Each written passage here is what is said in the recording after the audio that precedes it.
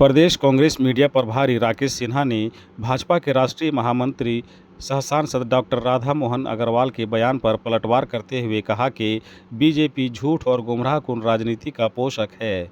उसके पास जनहित से जुड़े मुद्दों पर बात करने की हिम्मत नहीं है, इसीलिए आधारहीन और तथ्यहीन बातों को पेश कर जनता को वर्गलाने का काम किया करती है। गौरतलब है कि कल एक संवाददाता सम्मेलन में डॉक्टर राधा मोहन अग्रवाल ने 2000 करोड़ के घाटा का रोना रोने का आरोप राज्य सरकार पर लगाते हुए हमला बोला था कि अगर हेमंत सोरेन में हिम्मत नहीं है तो उन्हें संसाधनों की कमी का बहाना बनाने के बजाय स्वयं पद से इस्तीफा दे देना चाहिए। राकेश सिन्हा ने बीजेपी नेता के उक्त बयान की आलोचना करते हुए कहा कि इंडिया गठबंधन राज्य में सरकार चलाने में न सिर्फ सक्षम है, बल्कि हमारी सरकार ने जनहित से जुड़े कई योजनाओं का क्रियान्वयन कर बीजेपी की धर्म आधारित राजनीति की दुकान बंद करने का काम किया है। उन्होंने अपने बयान में और क्या कुछ कहा है, आइए सुनते हैं उन्हीं से। इससे पूर्व बीजेपी नेता ने क्या आरोप लगाए हैं, ये भी सुनते हैं। झारखंड के नागरिकों को इस टिप्पणी पर विचार करना चाहिए। हम जनता के जीवन को बेहतर करने में लगे, हम जनता के टैक्स को घटा रहे हैं, हम चीजों को सस्ता कर रहे हैं। हमें 50,000 करोड़ रुपए का रेवेन्यू लॉस हो रहा है। झारखंड सरकार कह दे कि वो जनता की प्रतिनिधि नहीं है।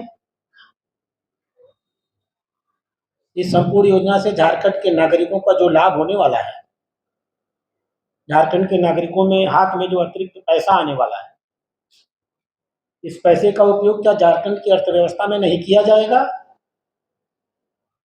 क्या झारखंड में चीजें नहीं बनेंगी? क्या झारखंड में चीजें बिकेंगी नहीं?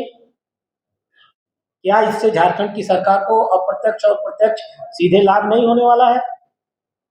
और यदि लाभ नहीं होने वाला है तो भी अगर भारतीय जनता पार्टी जनहित में अपनी आर्थिक समस्याओं को देखने के बावजूद और रेवेन्यू में 50,000 करोड़ का घाटा होने के बावजूद जनहित में यह कदम ले सकती है, तो मुझे आज बहुत शर्म आ रही है कि कोई प्रांतीय सरकार ये कह रही है कि राज्य सरकार का घाटा होगा। आपको तो खुशी होनी चाहिए कि केंद्र सरकार ने आपके नागरिकों का जीवन और बेहतर कर दिया, उनके हाथ में अतिरिक्त आय दे दी। सरकारें राज्य सरकार हो या प्रदेश सरकार हो, यह सब जनहित के लिए बनाई जाती है और जनता के जीवन को बेहतर करना उनका लक्ष्य होता है। वो ये बता दें कि हमारा लक्ष्य सिर्फ कर अदा कर लेना है, हम सिर्फ इसलिए सरकार में आए हैं कि हम सिर्फ नागरिकों से कर और टैक्स वसूलते रहेंगे और उसका अपने निजी हित में उपयोग करते रहेंगे। देखिए, हमारी सरकार ने कभी भी संसाधनों की कमी का रोना नहीं रोया है और हम संसाधनों की कमी का रोना कभी रो भी नहीं रहे हैं। हमें लगता है कि भारतीय जनता पार्टी के राष्ट्रीय महामंत्री को पहले तमाम चीजों से अवगत हो जाना चाहिए। अगर हम संसाधनों का रोना रोते तो हम इस राज्य में कई जो विकास योजनाएं हम चला रहे हैं वो नहीं चलाते।